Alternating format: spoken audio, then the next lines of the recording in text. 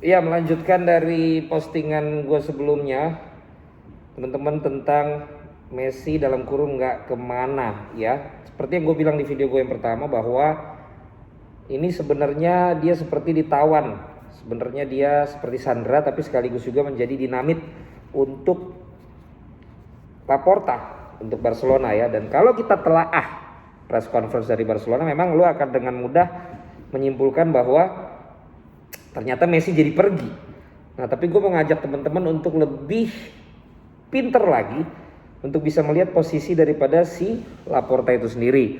Karena kalau kita dengar apa yang disampaikan, yang paling jelas adalah bahwa dia mengatakan situasi yang ada membuat Messi tidak bisa lagi bersama-sama dengan Barcelona. Dan dia selalu mengatakan bahwa Messi itu sudah sangat kooperatif, Messi itu pengen banget stay di Barcelona, Messi itu melakukan apapun untuk bisa tetap bersama Barcelona, Messi itu selalu datang dalam setiap negosiasi. Itu menunjukkan bahwa Messi itu begitu mencintai Barcelona. Tetapi di balik itu sebenarnya dia juga selalu berkata tentang hitung-hitungannya ternyata begitu dikalkulasi beresiko untuk masa depan tim Barcelona di tengah situasi seperti ini.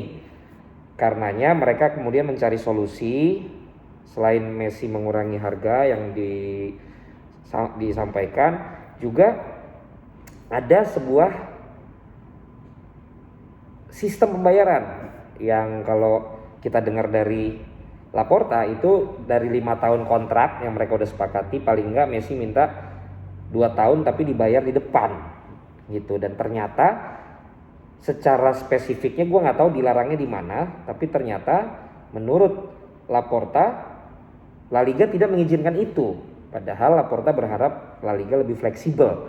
Nah, dari sisi ini kita bahas dulu bagaimana dia tetap memberikan beban, pressure bola juga kepada Messi. Bahwa dia mengatakan Messi baik segala macam, itu menunjukkan respectnya. Dia juga berhati-hati kalau sampai nanti ada yang bergejolak kalau mengatakan Messi nggak kooperatif dan lain sebagainya. Tetapi walaupun dia bilang sudah menemukan formulanya, namun dia selalu bilang dengan angka yang sudah disepakati pun itu terlalu beresiko untuk klub, terlalu beresiko secara hitung-hitungan untuk membiayai yang lain. Bahkan ada dalam pertanyaan wartawan pun mempertanyakan kenapa tetap bisa ngambil Aguero, bisa ngambil juga Memphis Depay, dan dia bilang bahwa mereka punya kalkulasi kepada mereka dan dua orang itu juga punya penyesuaian yang bisa kemudian diterima. Makanya ini yang namanya pasif agresif. Bahwa seakan-akan dia memuji Messi, tapi di sisi lain, ini tuh tetap kemahalan loh. Ini tuh tetap kemahalan, dan karena ini tetap kemahalan, kita coba cari cara, dan setelah ditemukan caranya, La Liganya nggak ngizinin. Nah, dengan kata lain, ya kalau lu mau turunin lagi sehingga gua nggak perlu untuk membuat skema yang ternyata dilarang oleh La Liga, sebenarnya kita bisa lanjut. Itu analisa gue terhadap perkataan-perkataan tentang Messi. Kemudian yang kedua, pressure dan tekanan selanjutnya adalah kepada La Liga. Seperti yang udah gue bahas juga di video sebelumnya, La Liga sudah menerima dana yang ternyata tidak didiskusikan, salah satunya kepada Barcelona. Yang gue tahu bahwa untuk menghitung dana yang sudah di-approve itu pasti menghitung ada Messi di dalamnya. Nah sekarang kan aturan lo tidak memperbolehkan untuk di-approve karena melanggar kesepakatan dengan klub-klub yang lain, sehingga La Liga tidak bisa menyetujui itu. Dikatakan oleh Laporta bahwa kami berharap ada fleksibilitas, tapi ternyata tidak ada. Ya sudah. Ini juga mencurigakan buat gua. Kenapa? Karena untuk ukuran sekelas Laporta dan klubnya adalah Barcelona, yang jelas bersama dengan Madrid adalah dua tim terkuat. Untuk pasrah, kemudian bilang ya kami mengikuti aturan tersebut, kami tidak bisa berbuat apa-apa lagi karena aturannya sudah seperti itu, maka dengan berat hati kami harus membuat era baru dan melepas Messi. Ini juga pasif agresif. Seakan-akan yang tidak memperbolehkan adalah La Liga, tapi di sisi lain dia tahu, emang lo yakin investor itu tidak akan mundur, tidak akan minta pengurangan harga kalau Messi tidak ada di dalam La Liga, kalau Messi tidak ada di Barcelona. Bola dan tekanan juga diberikan kepada La Liga oleh Laporta. Dan ini yang gue bilang perlu kemampuan PR yang oke, kemampuan negotiations yang bagus, kemampuan legal yang bagus untuk bisa menyiapkan ini semua. Dan itu dilakukan juga oleh Laporta kepada La Liga. Ada pertanyaan yang bilang, apakah memang lu mau menaruh pressure kepada La Liga? Dia bilang, gua nggak bisa bilang seperti itu. Kita berharap memang ada fleksibilitas, tetapi ternyata tidak diizinkan. Ya sudah, lagi-lagi terlalu mudah bagi gua untuk seorang lawyer sekali berlaporta punya klub seperti Barcelona untuk kemudian pasrah seperti itu, untuk tidak agresif, tapi dia lebih pasif, tapi diam-diam dia tuh sebenarnya mau menyerang.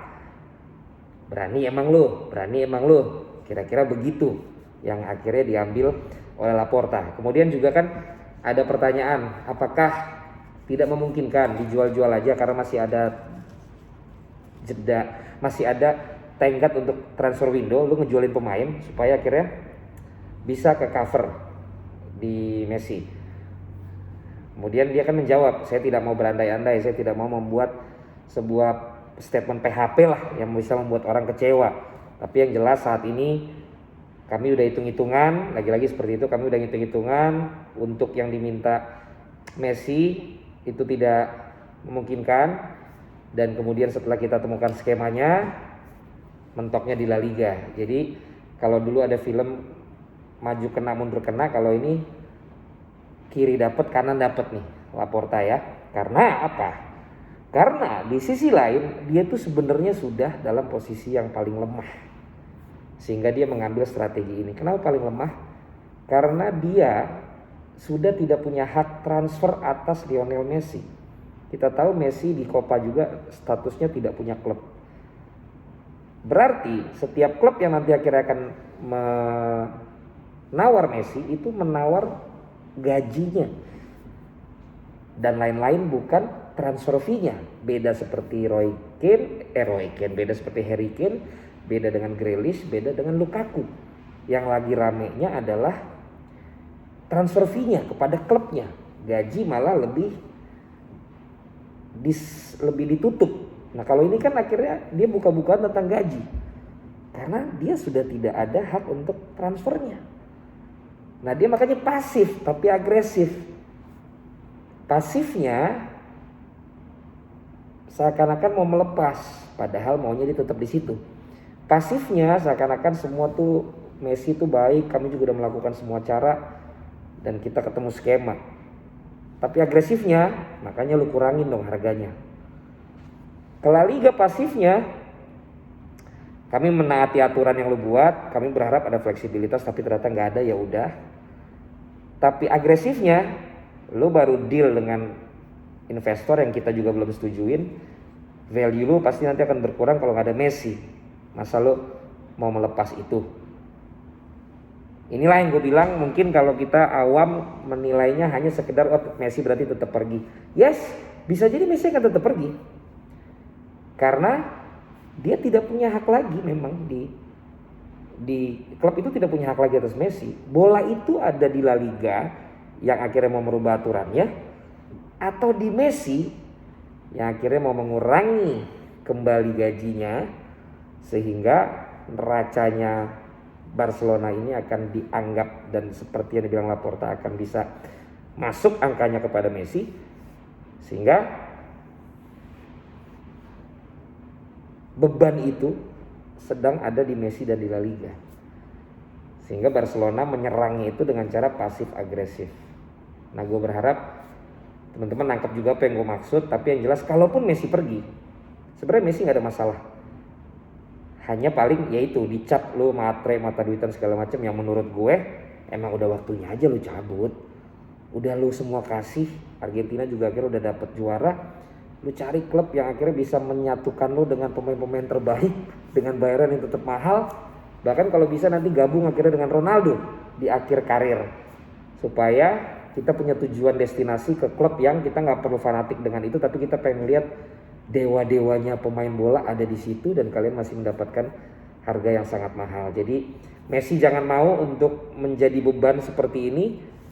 Gue melihat dia dites kecintaannya, gue lihat dia dites loyalitasnya, tapi justru gue berharap ya kalau emang gitu ambil keputusan aja, dan Barcelona nggak akan dapat apa-apa. Tapi nggak tahu kalau ternyata bolanya malah kenanya di La Liga. La Liga akan merubah aturannya. Kita belum bisa pastikan. Kita akan lihat nanti dalam beberapa jam atau beberapa hari ke depan seperti apa akhirnya drama ini. Tapi itulah yang menurut gue terjadi setelah mendengar press conference dari Laporta, ya, presidennya Barcelona. Nanti ketemu lagi kita di Radot Valen channel, dan episode selanjutnya gue pengen ngomong tentang mengukur value seorang sepak bola itu diukur dari apanya aja sih sehingga dia bisa semahal itu, sehingga dia bisa seharga segitu gitu ya, karena ini kan lagi rame. Subscribe, like, comment, and share. Sampai ketemu lagi.